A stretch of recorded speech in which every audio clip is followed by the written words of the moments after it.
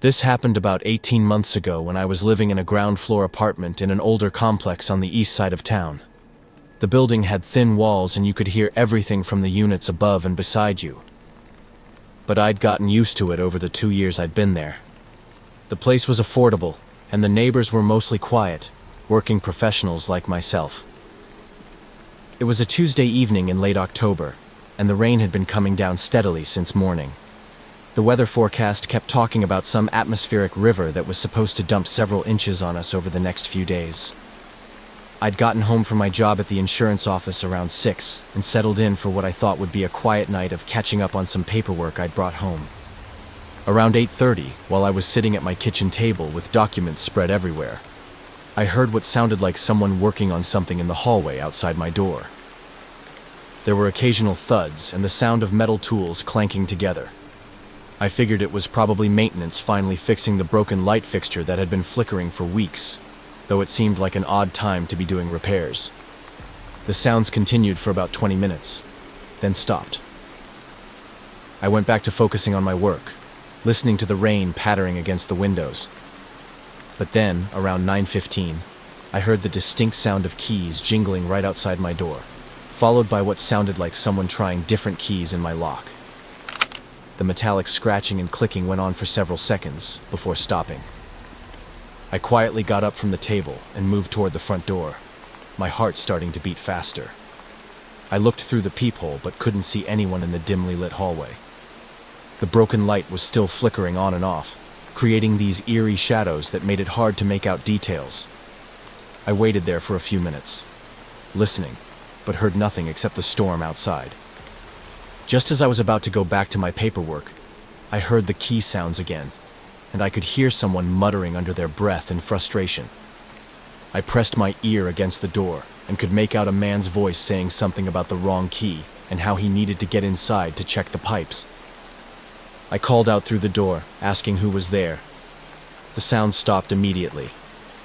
After a moment, a man's voice responded, explaining that he was with maintenance and needed to inspect my unit for potential water damage from some leak upstairs. He said the property manager had sent him to check all the ground floor apartments as a precaution because of the heavy rain. Something about his story didn't sit right with me. For one thing, I hadn't received any notice about maintenance inspections, and the management company was usually pretty good about giving advance warning. Plus, it was past 9 on a weekday evening, which seemed like an unusual time for routine maintenance work. I told him through the door that I hadn't been notified about any inspection, and asked him to come back during normal business hours. The man became more insistent, claiming that water damage was a serious emergency that couldn't wait until morning.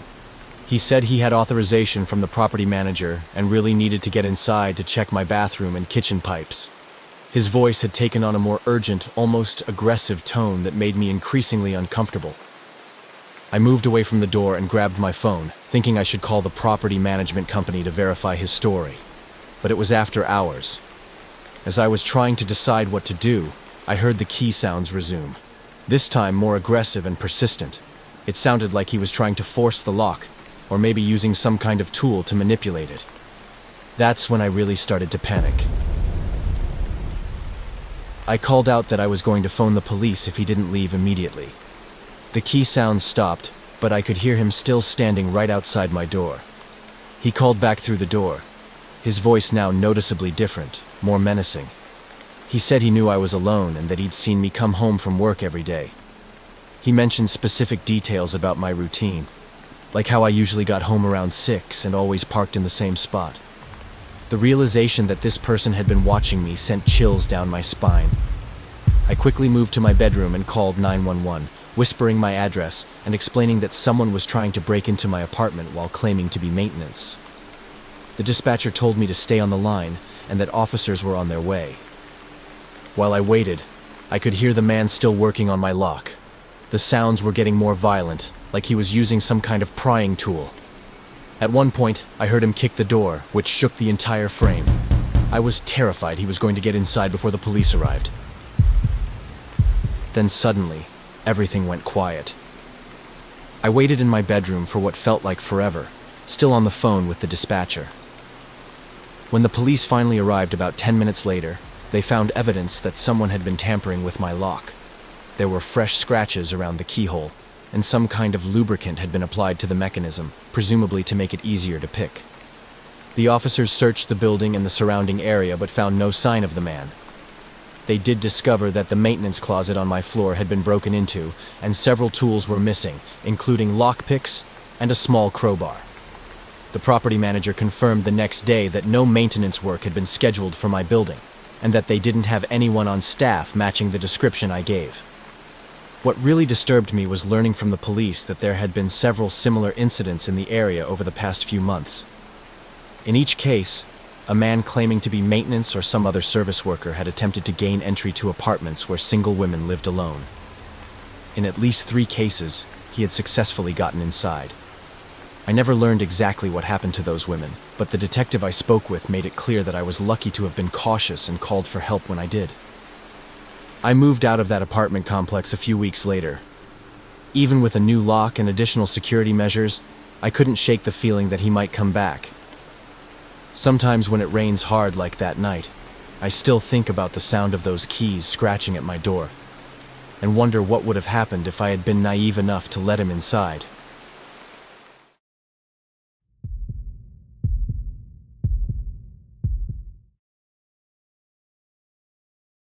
I was 22 and had just moved into my first house, a small rental in a quiet residential neighborhood about 15 minutes from downtown. It was nothing fancy, just a basic ranch-style home with 2 bedrooms and a small yard. But I was proud to finally be out of apartment living and have my own space. The neighborhood was mostly families and older couples, and everyone seemed friendly enough during the few interactions I'd had while moving in. This particular night was in early March, and we'd been getting hit with wave after wave of heavy storms all week.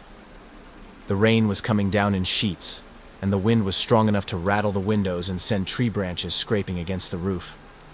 I'd spent most of the evening unpacking boxes in the living room, while watching the weather reports on TV, which kept warning about potential flooding in low-lying areas.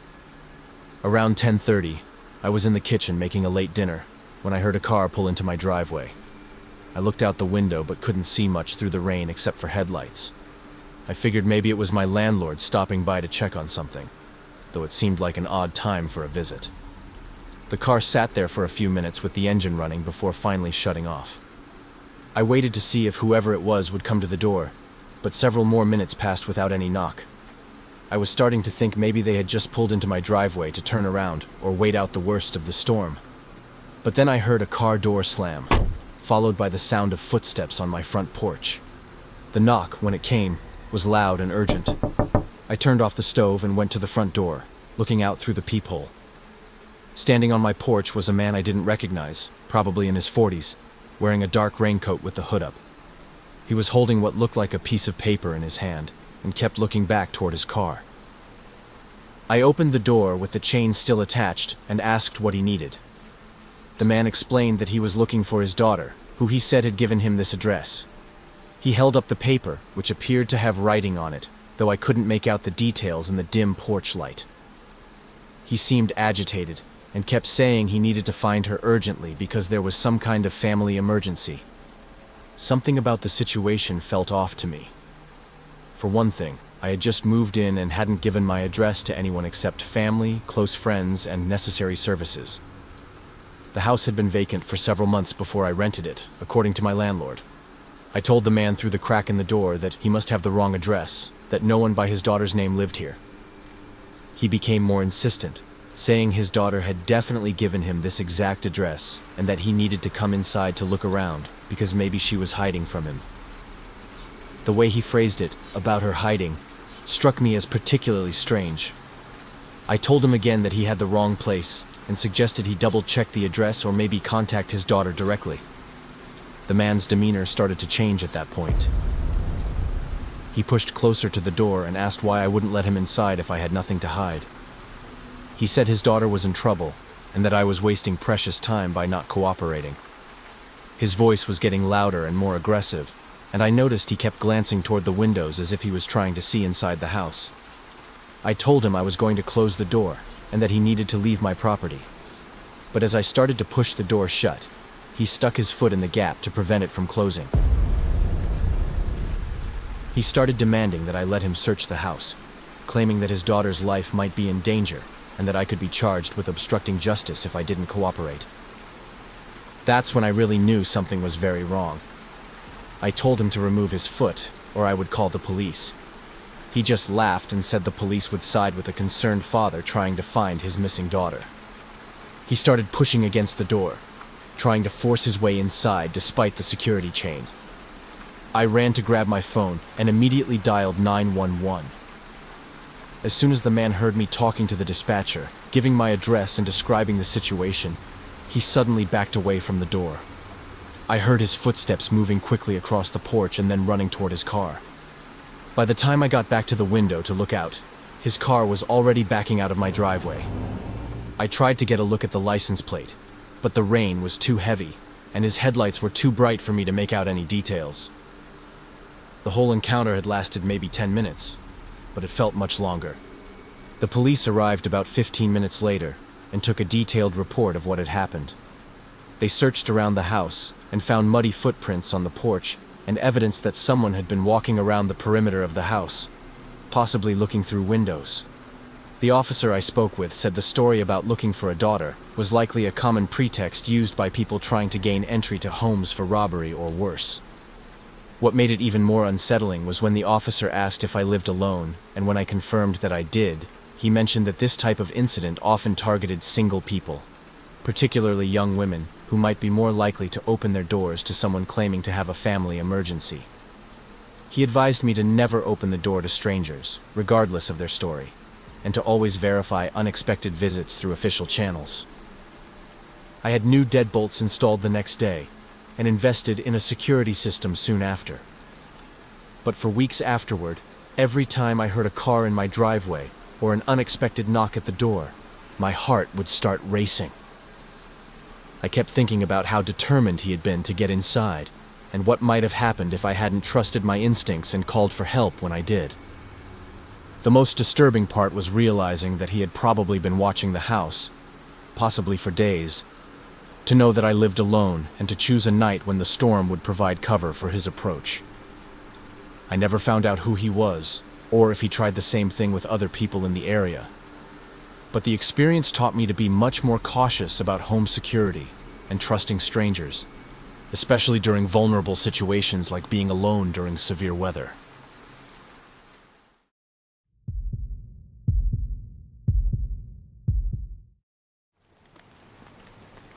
This incident took place about 3 years ago when I was living in a small duplex on the outskirts of town.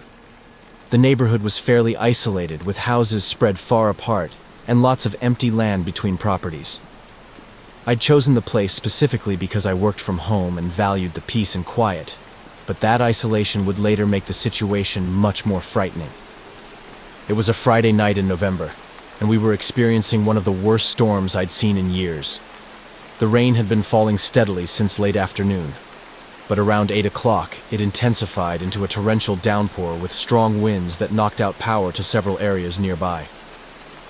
My electricity had flickered a few times but was still holding, though I kept candles ready just in case. I was in my home office finishing up some work when I heard a car outside. This was unusual because my street was a dead end with only 4 houses, and I knew all my neighbors well enough to recognize their vehicles. I looked out the window but couldn't see much through the heavy rain except for headlights pointing toward my house. After a few minutes, I heard a car door slam, followed by someone running through the rain. Then came a frantic knocking at my front door. I went to see who it was and found a woman standing on my porch, completely soaked and shivering. She appeared to be in her 30s with long dark hair plastered to her head from the rain. Through the door, she explained that her car had broken down about a quarter mile up the road, and that her phone had no signal. She said she'd walked to my house because it was the closest one with lights on, and she desperately needed to call for help or a tow truck. She seemed genuinely distressed, and kept looking back toward where she said her car was stranded. I felt sorry for her situation, especially given the terrible weather, but something made me hesitate about letting a complete stranger into my house late at night. Instead, I offered to call a tow truck for her from inside while she waited on the covered porch. I asked for her information and the location of her vehicle so I could provide the details to the towing service. She became agitated at this suggestion, insisting that she needed to come inside to warm up because she was soaked and freezing. She said she felt faint and was worried about getting hypothermia from being out in the cold rain. She kept pleading with me to let her inside, saying she just needed a few minutes to dry off and make the call herself. Despite feeling guilty about leaving someone out in such harsh weather, my instincts told me to be cautious. I told her I would bring her a towel and a jacket, and that she could make her call from my phone while staying on the porch under the overhang where it was dry. I also offered to call emergency services if she was truly having a medical emergency. This seemed to make her angry. She started raising her voice, demanding to know why I wouldn't help someone in need, and accusing me of being heartless for leaving her outside in dangerous weather.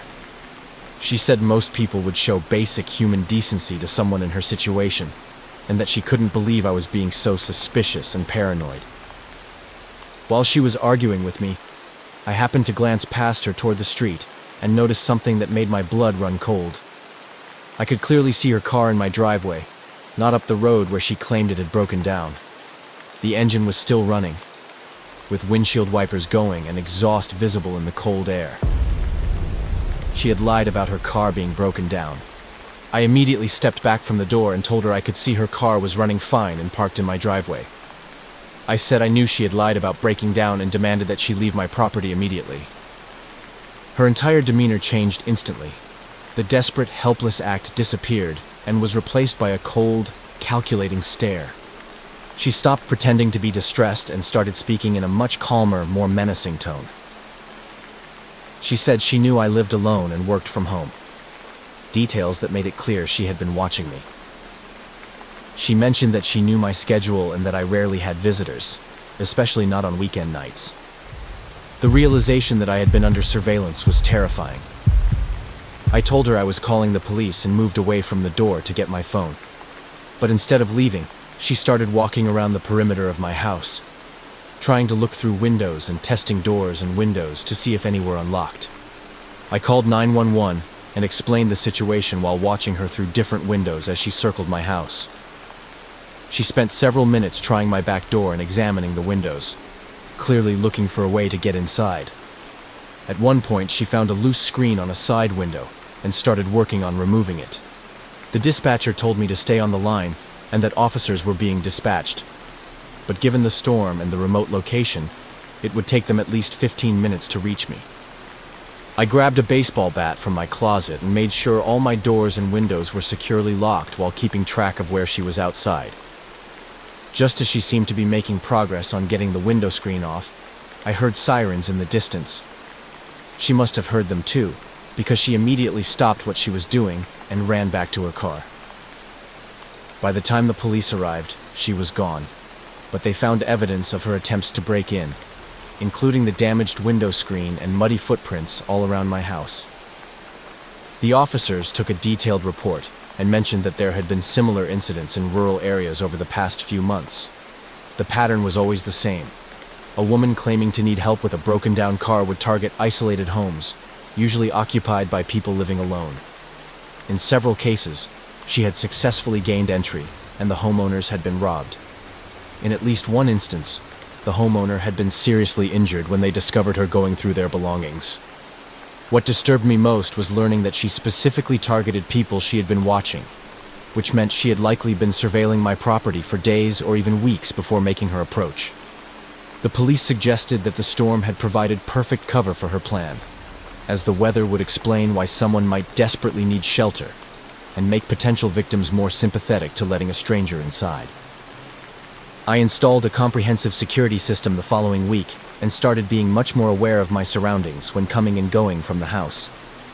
But even now, years later, whenever there's a severe storm and I hear a car outside or an unexpected knock at the door, I remember that night and how a moment of misplaced sympathy could have put me in serious danger.